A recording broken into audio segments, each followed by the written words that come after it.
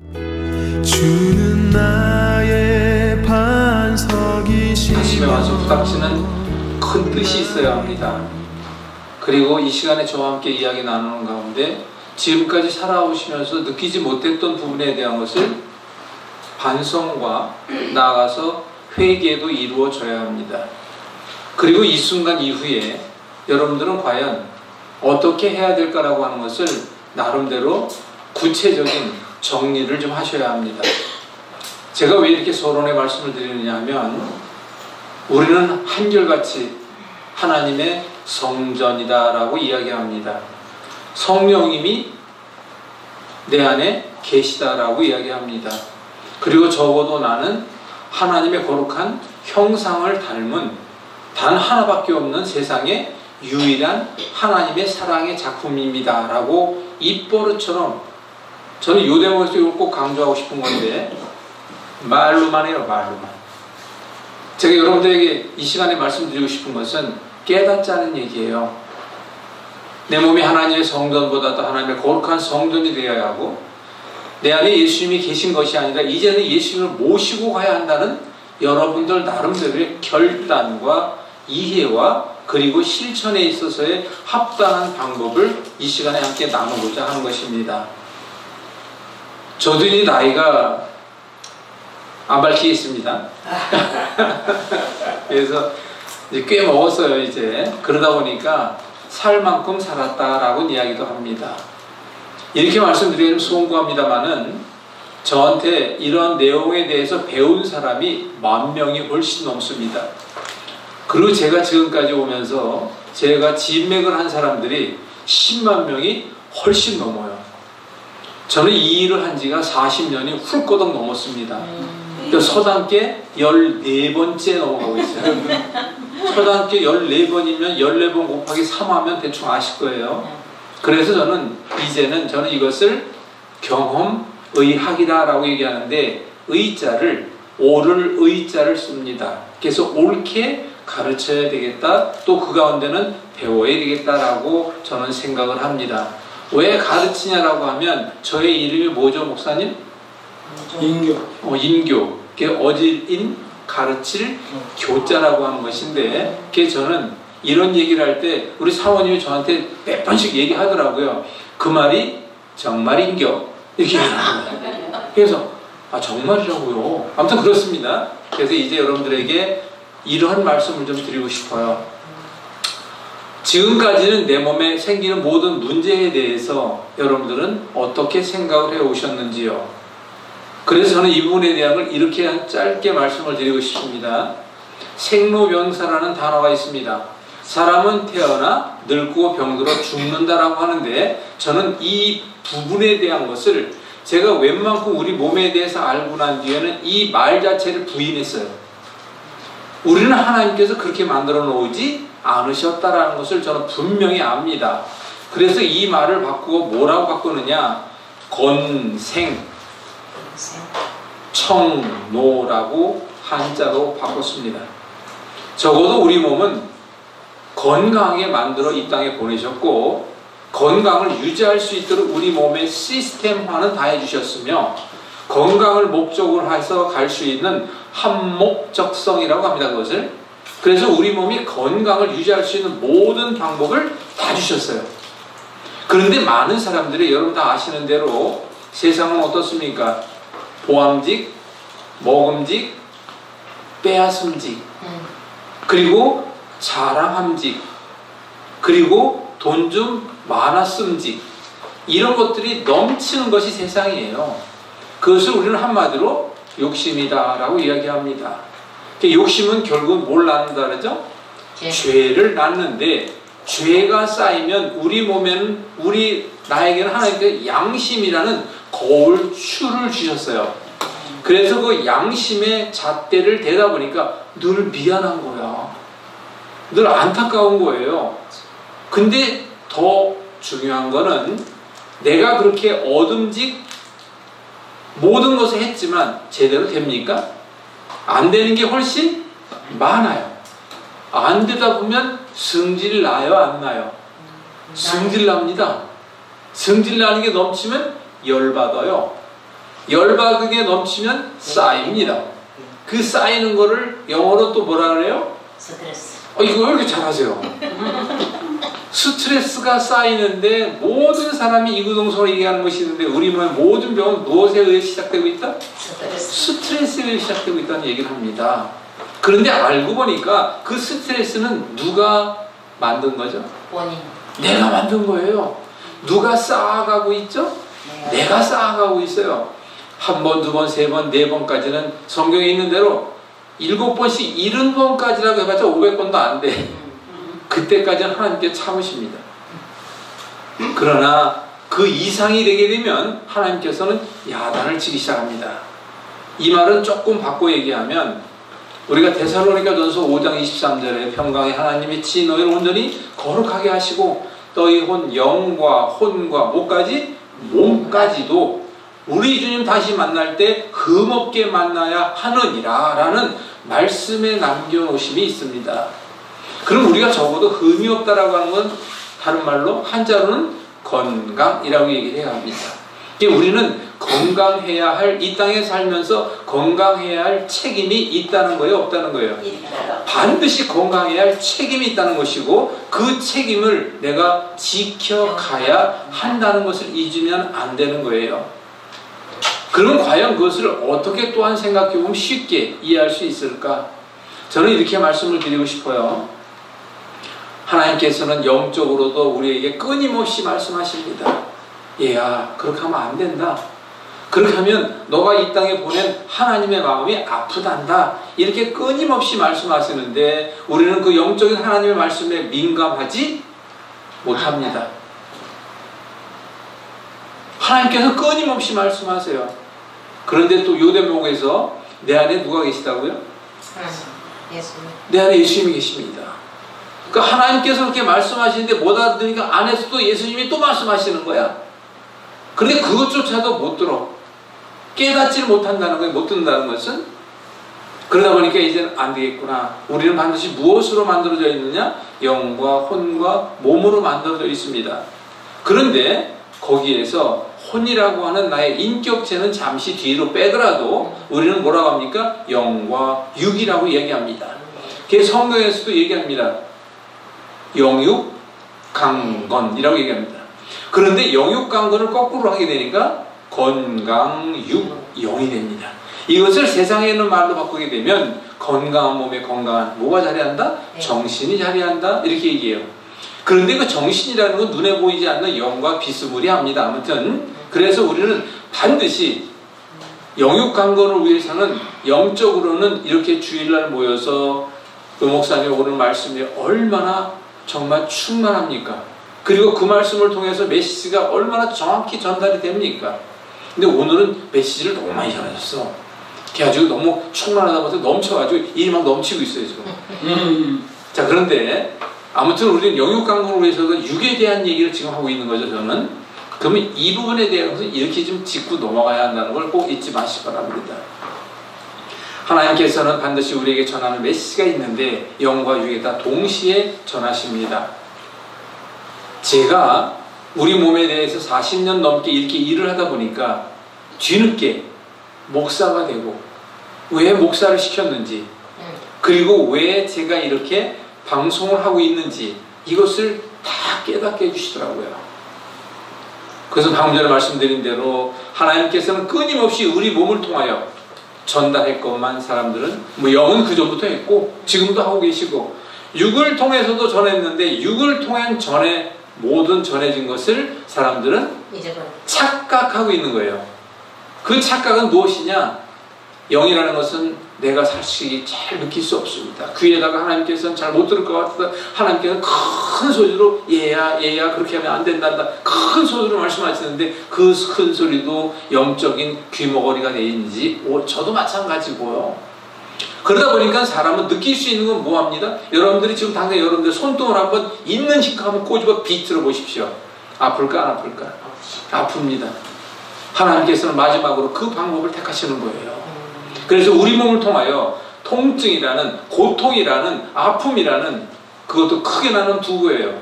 우리가 삶의 인생의 고난과 아픔이 있는가 하면 육으로 그것이 문제가 되어 드러나서 느끼는 질병과 고통이 있다는 것을 우리는 알고 있습니다. 그래서 하나님께서는 육을 통해서 끊임없이 말씀하세요. 그래서 어깨가 아프다, 머리가 아프다, 허리가 아프다, 소화가 안 된다, 변비가 있다, 당뇨가 왔다, 디스크가 있다, 고혈압이 높아졌다 등등등 얼마나 많은 육을 통해 전하는 메시지가 있는데 그 부분에 대한 거를 우리 사모님이 약사님이니까 글쎄 모르겠어요. 아무튼 사람들은 그래도 어떻게 합니까? 조로록 약국 갑니다. 조로록 병원 갑니다. 그런데 하나님께서는 네가 만든 병 네가 좀 고치면 어디 덧나냐? 그 말씀을 매일같이 말씀하십니다. 심지어는 야단을 치십니다. 그래서 사람들은 얼마나, 제가 이제 느끼는 거예요. 사람들은 얼마나 치독한지, 얼마나 혹독함을 겪지 않고는, 벼랑 끝에 서지 않고는 절대로 반성과 회개와 돌이킴이 없는지를 저는 이제 감히 알았어요. 그래서 알고 보니까 벼랑 끝에 섭니다. 당신이 이제 앞으로 6개월이 다요. 선고받으면 그때 정신이 번쩍 납니다. 내가 6개월에 죽는다고? 교통사고가 빵 났는데 그때 뿅 하고 갔으면 모르겠어요. 교통사고를 당하고 난 뒤에 전신에다 문제가 와가지고 껌뻑껌뻑 눈만 껌뻑거리고 있는 거예요. 근데 그 교통사고는 불과 몇 초 만에 일어납니다. 몇 초 만에. 여러분들이 우리는 그걸 아셔야 합니다. 내일 일은 난 모르는 게 아니라 1초, 10초 안의 일도 모르고 우리는 고속도로를 달려가고 있는 거예요. 앞에서 큰 물건이 뚝 떨어져가지고 내 차에 쾅 치면 순간적으로 갑니다. 차라리 그렇게 가는 건 나을 수도 있어요. 그런데 그것만이 문제입니까? 우리가 한번 돌이켜 생각해 봅시다. 결국은 내가 병을 만들어서 하나님께서 야단을 치셨는데 그렇다고 내가 성질 나가지고 나중에 뭐합니까? 벽에다 똥 바르고 앉아있어요. 죽기 전에 성질 난다고 똥 바르고 앉아있다고 이렇게 표현해서 죄송합니다. 그리고 내가 이제 성질 나니까 나중에 나 자신도 몰라. 남편도 못 알아봅니다. 애들도 못 알아봐요. 너 누군데? 그러고 삽니다.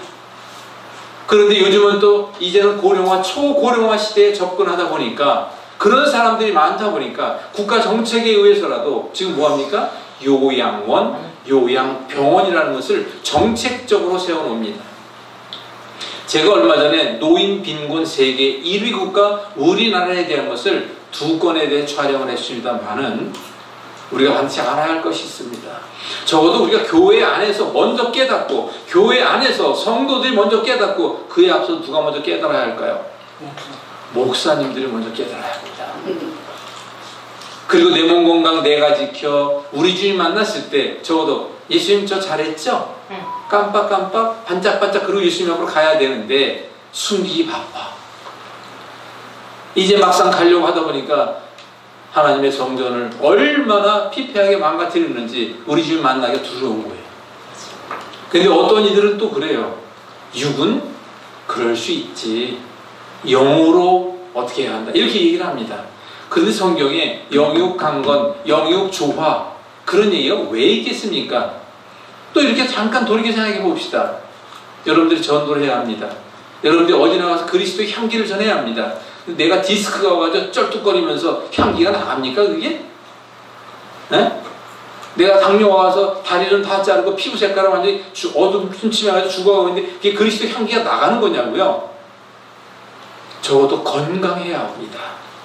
그러면 건강은 두 가지가 있는데 영적인 건강도 육적인 건강도 세상에서 모두가 하는 얘기가 있어요. 세상에 공짜는 없습니다. 영으로서도 주님 만나러 가기 위한 천국의 문을 입성하기 위해서 공짜는 없고 육으로서도 우리가 이 땅에 살아서 죽는 날까지도 건강한 모습으로 살기 위해 특히 이제 저도 이제 시니어 축에 들어갑니다. 그런데 건강 공짜 없습니다. 저는 분명히 얘기합니다. 저는 하루에 1시간 반 이상을 매일같이 운동합니다. 매일같이. 그런데 이렇게 운동하는 것도 하나님께 주신 거예요. 왜냐?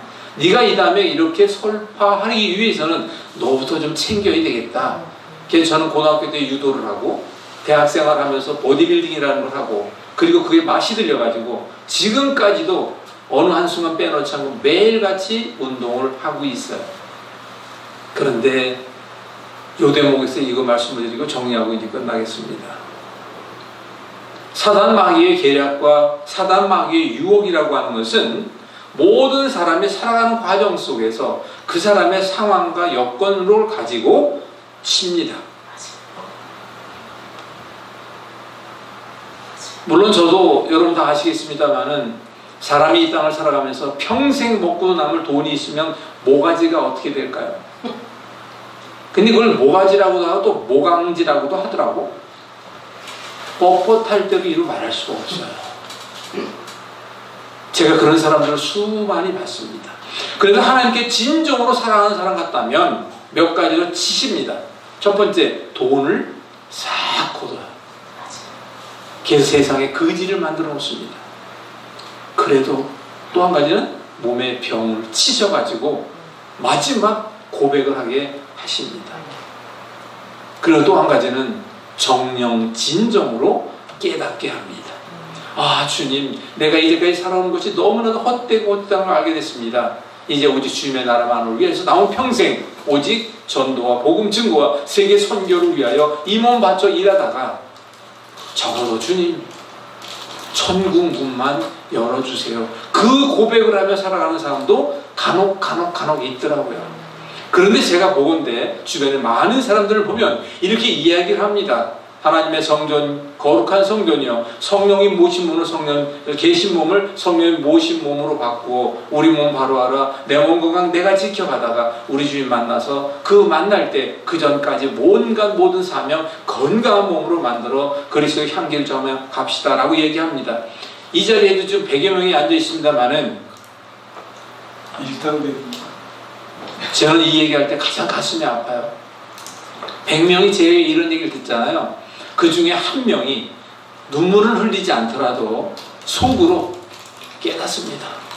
그리고 가슴을 칩니다. 주님 용서하소서. 그 거룩한 성전을 제가 이제까지 모르고 이렇게 관리를 한 걸 부분을 용서하십시오. 가슴을 칩니다. 가슴에 대못을 빼기 시작합니다. 가슴에 부닥치는 게 넘치다 보니까 그동안의 나의 잘못이 그 부닥침에 의해서 이제 진정한 회개, 죽을 때까지 반성하면서 가겠다는 고백을 할 수 있는 사람이 단 한 명이라도 나온다면 제가 이렇게 설파하고 다니는 이야기가 저는 성공했다라고 이야기합니다. 왜? 그동안 제가 이런 얘기를 전하면 많은 사람이 돌아설 줄 알았어요. 많은 사람들이 깨닫고 그래 맞아 하나님의 성전 관리를 이렇게 해야 되겠다. 그러면 제가 얘기할 때 설파로만 끝납니까? 저는 우리 몸에 대해서 실생활 응용의학이라고 하는 것을 40년 넘도록 했어요. 생활 속에서 만든 병, 잘못된 습관이 만든 병, 오랜 시간 만든 병, 내가 만든 병, 그것이 여러분들의 건강에 아니 질병에 현추소라는 것을 왜 모르십니까? 내가 해결해야 합니다. 생활 속에서 해결해야 합니다. 잘못된 습관 바꿔야 합니다. 그 바꾸면 오랜 시간 바꿔야 돼요. 왜? 뭐 할 때까지? 나을 때까지. 그럼 그 끝은 누가 도와주실까요? 반드시 하나님께 도우십니다. 왜 그 부분에 대한 것을 모르십니까? 반드시 도우십니다. 저는 그 부분에 대한 것을 이제 너무나도 많이 깨닫고 있어요.